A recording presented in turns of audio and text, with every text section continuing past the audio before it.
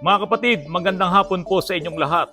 Marami po ang magsisiuwian ngayon sa probinsya. Marami rin na magbabakasyon. Mga kapatid, marami na rin po ang tumawag sa akin. Nagkaproblema po sila. Nag-overheat, naging sliding ang kanilang mga transmission at ang isang pinakamabigat, mayroon pang kumatok po talaga habang nandiyan sa matinding traffic sa NLEX. Mga kapatid, marami po kayong ma-experience ngayon ng mga problema. Kasi nga po, hindi po talaga kayang pigilan ng traffic sa sobrang dami ng sasakyan na nagsisiuwian ngayon. Bago po kayo umuwi, may mga ibibigay po ako sa inyong mga basic tips at kung ano po yung pwedeng mangyari kapag ito po ay hindi nyo na-address. Diyan po sa NLEX, sa SLEX, TPLEX at kung ano-ano pang mga LEX na yan. Hindi po natin alam kung meron silang mga towing services na sana ay tutulong sa mga dumaraan dyan sa mga highways na yan. Ang problema, yung kanilang mga accredited towing companies na nandyan or towing vehicle na yan, kapag po nasiraan kayo, ay ito po ang nangyayari. Meron po tayong isang kuya, si Kuya Eric Cerezo. Nasiraan po siya dyan sa Bulacan, kumatok kasi naubusan ng tubig. Dire-diretso pa rin ang takbo ni Kuya Eric. So, sa madaling salita, kumatok po yung makina. Nasiraan siya sa Bulacan, dinala siya sa Mexico, Pampanga. Kasi itong accredited towing vehicle na to, may sarili din pala tong talyer. So dinala siya sa Mexico, Pampanga at i-overhaul ang makina. Tumawag sa akin si Kuya Eric, sabi ko, i-pull out mo na lang. Kasi nga talagang matindi. Kapag ka-overhaul, matindi ang trabaho niyan. Ipinull out niya na yung sasakyan. So mula doon sa Mexico, Pampanga hanggang dito sa amin sa Antipolo, dito sa Autorans, ang binayaran niya, tumataginting na 20,000 pesos. So ganun po ang mangyayari. Kaya sana po, wag niyo pong ma-experience yan.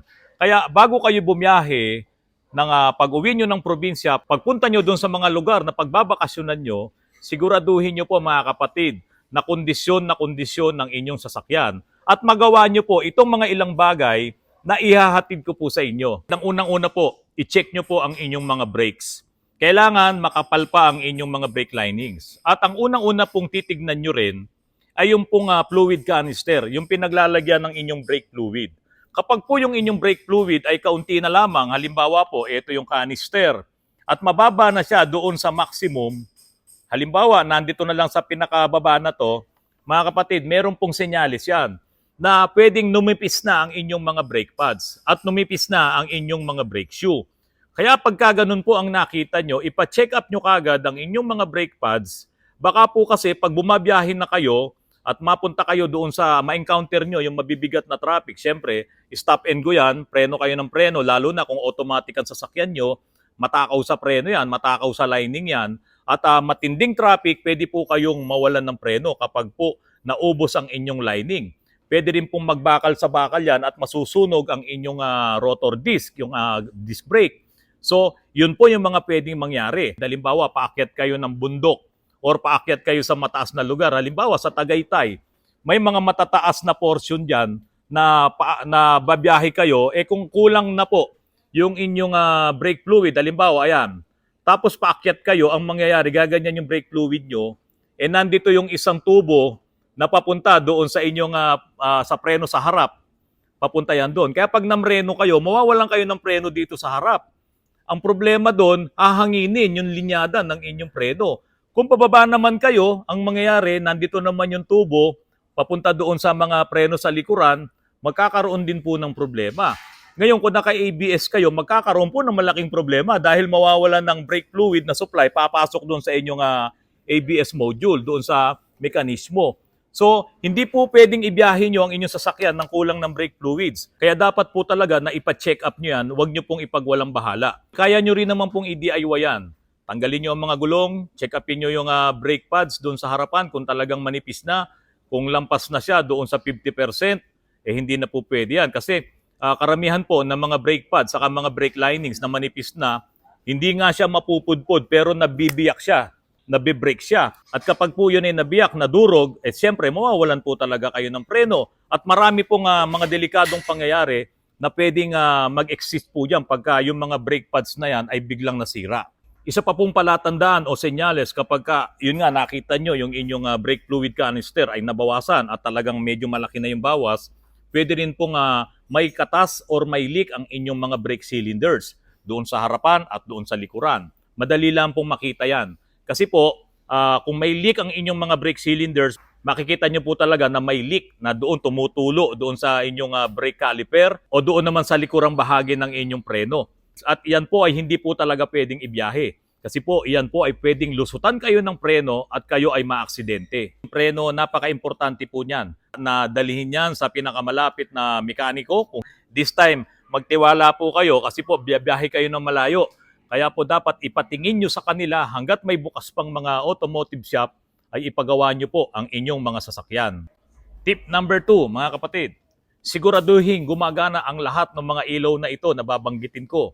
Brake lights, park lights, fog lamps, hazard lights, signal lights, lahat po dapat ay gumagana yan. Kasi kung hindi mga kapatid, maaari kayong magkaroon ng problema. At ngayon po, mahigpit po sila diyan sa mga highways natin, sa NLEX, SLEX, TPLEX at yung mga LEX nga po na sinasabi ko sa inyo na yan. Kapag po meron kayong pundidong ilaw at nakita po nila kayo, lalong-lalo na sa gabi, naku mga kapatid, huhulihin at paparahin po kayo. Malaki rin po yung penalties sa mga violations na yan. Pero isa sa pinaka-importante po dito sa mga ilaw na ito ay yung brake lights. Lalong-lalo na po sa traffic, lalong-lalo na sa gabi. Kasi po, nakailaw ang inyong park lights, tapos bumper to bumper ng traffic. Halimbawa, nandiyan kayo sa NLEX. Kung hindi gumagana ang brake lights nyo, yung stop light nyo, mawawalan po ng signal yung sumusunod sa inyo sa likod kung kayo ay namembreno. Kasi kung gumagana po yung ilaw na yan, every time naaapa kayo sa pedal, mag-iilaw yan at mawawarn yung nasa likod nyo na namreno at umapak na po kayo sa inyong preno. Kaya po kadalasan, ng mga aksidente, lalong-lalo na po nandiyan sa mga superhighway, no? Lalo na kung tumatakbo kayo ng mabilis. Ngayon, ang distansya, yung mga bumubuntot, meron po kasing ganyang mga driver. Ang hilig, dahil gusto niyang ma-overtaken niya kayo, bubuntutan talaga kayo ng halos malapit. Dapat nga, kung tumatakbo kayo ng mga 80 or 90 or 100 diyan sa mga highway na yan, dapat ang pagitan nyo, 3 hanggang 4 na sasakyan. Or kung maaari, 5 pa, para makaiwas po sa mga disgrasya. Tapos hindi pala gumagana ang inyong brake lights. Namreno na pala kayo, siyempre hindi alam nung nasa likod nyo, nung bumubuntot sa inyo na yan, na namreno na kayo, doon po ngayon nangyayari yung mga ganyang klaseng aksidente. Lalong-lalo na kung yung sinusundan nyo, yung sasakyan na nasa harapan niya ay malaki. Halimbawa, bus yun. Tapos meron pang isang sasakyan na nandoon sa unahan na maliit. Biglang namreno. At siyempre, hindi nyo naman mapapansin din yun. Kaya po nagkakabulagaan na. Ang masasabi po natin dito, payo natin, huwag po kayong magbuntutan diyan sa superhighway. Lalong-lalo na kung ang bilis po ng takbo nyo. Kasi po, hindi po kayang ihinto kagad ng preno yung kung tumatakbo po kayo ng 90 kilometers per hour. At karamihan pong nagkakaproblema dyan, kapag bigla po kayong namreno at hindi maganda ang inyong braking system or kung wala naman kayong ABS, ay bigla pong kumakabig ang manibela nyo. At may pagkakataon pa nga na umiikot-ikot yan. Kasi nga, hindi po maganda yung inyong braking system. At diyan na po nagkakaroon ng malaking problema. Kaya po mga kapatid, dapat ang inyong stoplight or brake lights ay gumagana ngayong kayo ay biyabiyahin ng malayo. Yung pong park light, importante din yan, lalong-lalo na sa gabi. Kasi po, kung hindi po gumagana ang inyong park light sa gabi at may bumubuntot na naman sa inyong mahilig dumikit, siyempre, wala po kayong ilaw sa gabi. Ang nakailaw lang doon ay kapag ka po kayo ay umaapak sa preno. So, delikado din po yan. Hindi kayo basta-basta mapapansin. Lalo pa kung ang kulay ng inyong sasakyan ay black or yun nga, yung dark color. So, hindi po pwedeng wala kayong park light. Kailangan po yan. Ngayon, signal light, hazard, very important po yan, lalong-lalo na rin sa mga highways. So, lalo na kung magkakaroon kayo ng problema, masisiraan kayo, dapat may hazard lights po kayo. Ngayon, yung fog lamps, pagpunta nyo dyan sa Baguio City, dyan sa Tagaytay, or kung saan mang lugar, lalong-lalo na kapag inabot kayo ng ulan at sobrang lakas ng ulan, pwede pong gamitin yung mga fog lamps na yan. Hanggat maaari, yung yellow ang inyong ilaw dyan sa fog lamps. Kasi po, kapag puti, mahirap din po yan, lalong-lalo na sa mga madidilim na lugar, yung mga maraming fogs. So, dapat yung yellow na fog lamps ang inyong ang meron kayo sa inyong sasakyan. Ngayon, napaka-importante din po na dapat gumagana ang inyong wiper. Kasi po kung hindi po maayos ang inyong wiper, pati yung sprinkler ng tubig doon, kapag dumaan kayo dito sa mga malalamig na lugar na to, magmo-moist ang inyong windshield. So ang isang paraan diyan para mawala yung moist niyan, yung moisture dun sa inyong windshield, bubugahan nyo ng tubig tapos saka nyo iwa-wipe ng inyong wiper. So dapat gumagana din po ang inyong wiper kapag po kayo ay biyabiyahe. Tulad po nung sinabi ko sa inyo, itong mga highway patrol na yan, diyan sa mga highways na yan, mahigpit po sila. Kapag nabuntutan po kayo niyan na meron kayong ilaw na hindi gumagana, lalong-lalo na yung mga signal lights na yan, ay nako, malaki po yung penalties nila dyan. Titikitan po talaga kayo. At ang isang hassle dyan, mga kapatid, halimbawa, diyan kayo sa parting Pangasinan, nahuli ng diyan sa TPLEX, ay doon kayo tutubos ng inyong lisensya sa Pangasinan. Napaka-hassle at mahigpit po yung mga yan. Kaya po, hanggat maaari, kung kayo ay biyabiyahin ng malayo at dadaan kayo diyan sa mga super highways na yan, siguraduhin nyo, lahat ng ilaw ay gumagana para makaiwas po kayo sa disgrasya at makaiwas din po kayo sa malaking penalties. So syempre, dapat ang inyong spare tire ay maayos, may hangin. Baka naman meron nga kayong dalang spare tire, wala namang hangin. Ngayon, magdala na rin po kayo ng panghangin. May mga nabibili naman ng mga portable na yan. Sasaksak nyo lang po sa inyong cigarette lighter para safe po kayo. Siyempre, dapat check nyo rin ang inyong coolant. Dapat po, kompleto kayo sa coolant. Ngayon, meron po mga nabibili naman na premix na. Hindi nyo na kailangan magtimpla pa. So, dapat po may dala kayong coolant or bago kayo umalis ng bahay nyo, check upin nyo kung ang inyo pong coolant ay kompleto. Dahil kasi, isang senyalis po yan na kapag po ang coolant nyo ay nabawasan or walang lamang coolant ang inyong radiator, may problema po ang inyong cooling system. Kaya po, doon pa lang na makita nyo na ang coolant nyo ay ubos or kulang, mag-isip na po kagad kayo, dapat ipa-check up nyo yan. Kasi hindi po dapat basta-basta nababawasan ang coolant kung walang problema ang inyong cooling system. Siyempre, engine oil, dapat eksakto at hindi po pwedeng sobra. Mga kapatid, napaka-importante po niyan. Susukatin nyo ang engine oil nyo doon sa patag na lugar. Dapat hindi kayo sobra. Kasi pag sobra, delikado yon. Kasi maghahanap ng lalabasan yan. Mag-o-overpressure yan. At iyan ang dahilan kung bakit nagkakaroon ng maraming leaks. Yan po yung nasisira yung inyong mga oil seal. Kung wala namang ibang problema at napasobra lang yung langis nyo nung dating nag-change oil, pabawasan nyo po yan. Huwag kayong biyabiyahe na sobra-sobra po ang inyong langis. Magkokos po yan ng malaking problema sa inyong makina. Marami pong tawag sa atin itong mga nakarang araw kasi marami na pong nag-uuwian. Meron nga po diyan sa Baguio City, nako, dahil sa sobrang traffic diyan sa Marcos Highway, nakabitin sila paakyat.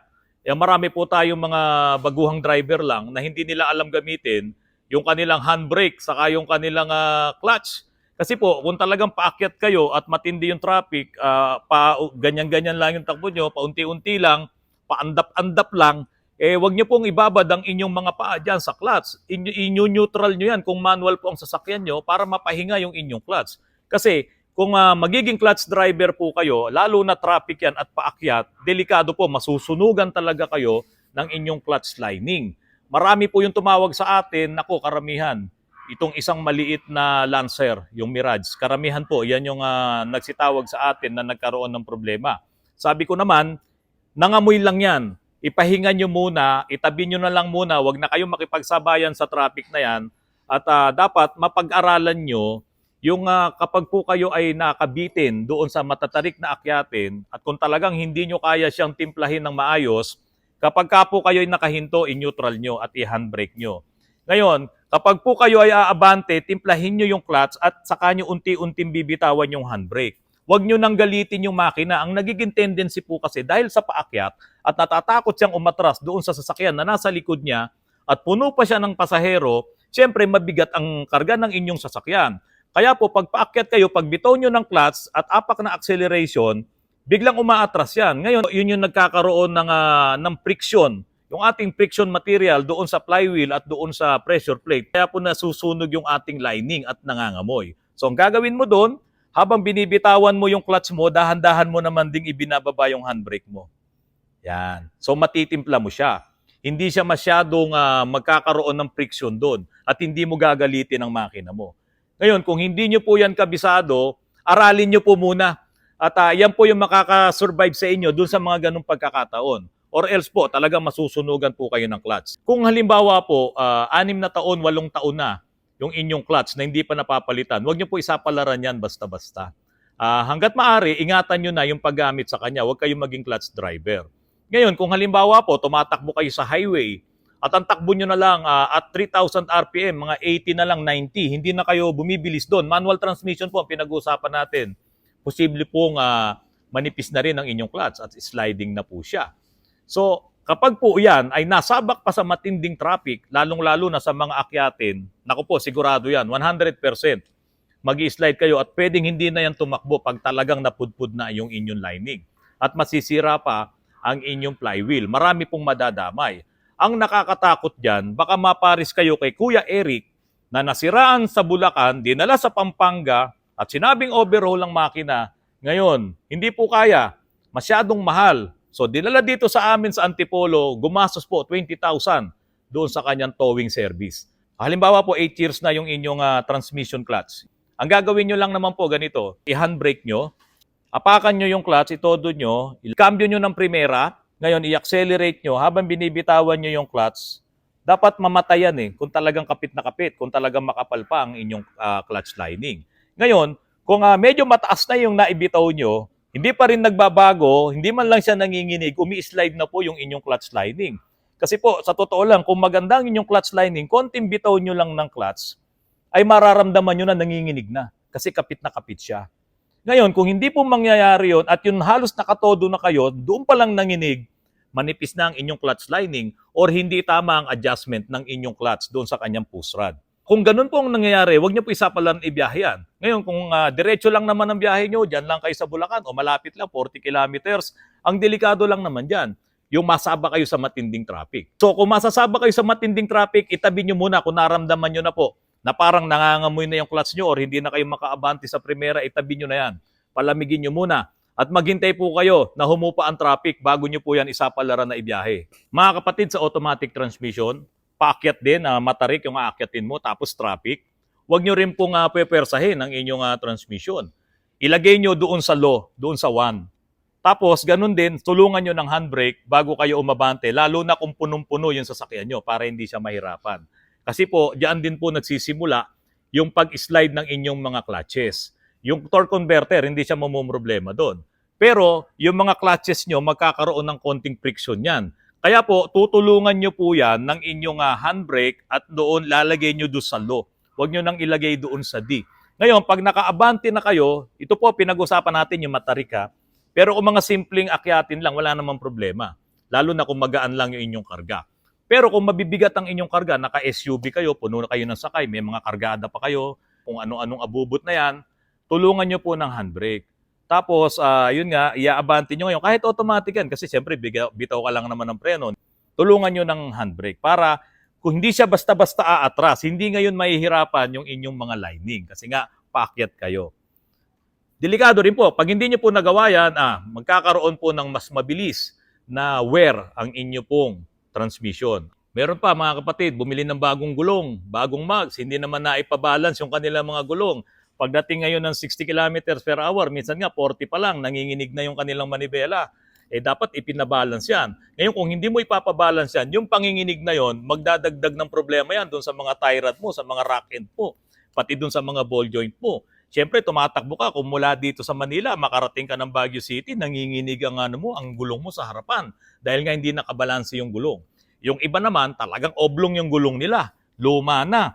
Ngayon, hindi nila naipacheck dahil nga dito lang naman sila sa city. Bumiyahe ng malayo, nanginginig ang gulong, dahil nga oblong ang gulong, problema na naman yan. Meron naman po, balanse naman ang gulong, bago ang gulong nila o naipabalance nila, nanginginig pa rin ang kanilang manibela, sira na pala yung kanilang mga tie rods, hindi nila naipa-check up. Delikado din po yan, mga kapatid. Ngayon, ito po ang isang malaking issue kadalasan diyan sa pagka ikaw ay bumabiyahe at inaapakan mo yung preno, kumakabig ang manibela mo. Minsan sa kanan, every time na may preno, sa kanan. Sa iba naman, every time na may preno, sa kaliwa. Isa lang po ang kadalasan na problema kapag po ganun ang inyong na-experience. Ang inyo pong brake cylinder doon sa inyong caliper ay nag-i-stack up kung alin man yung kinakabigan na porsyon. Halimbawa, dito sa kanan na gulong kumakabig siya, nag-i-stack up po yung brake caliper doon, yung kanyang piston. Pwede yung slider, pwede yung piston, dahil sa marumi.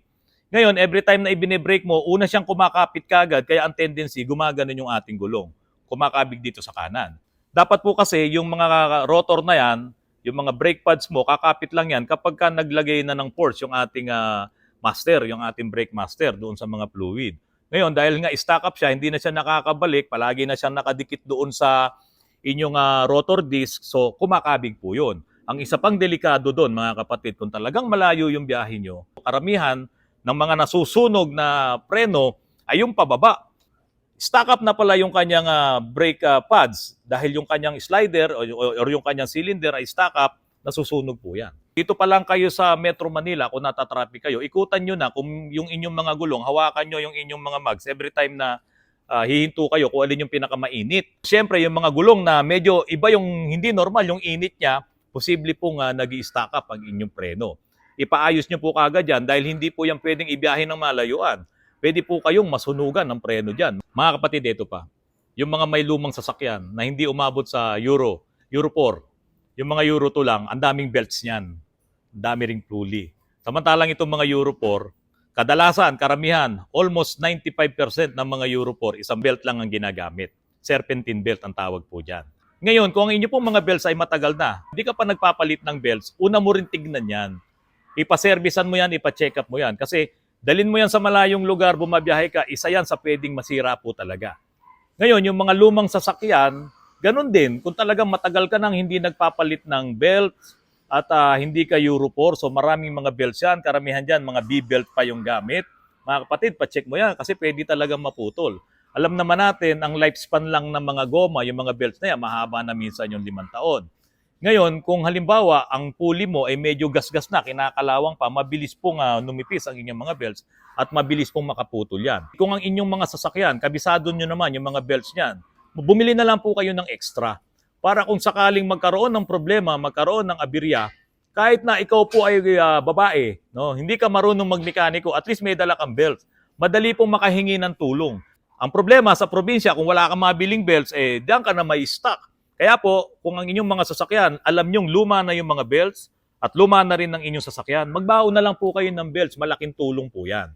Ngayon, sinasuggest ko rin po at nire-recommenda ko po sa inyo, bumili po kayo ng mga simple tools na pang-alis man lang, pampalit man lang ng belts. Importante po yung mga tools na yan.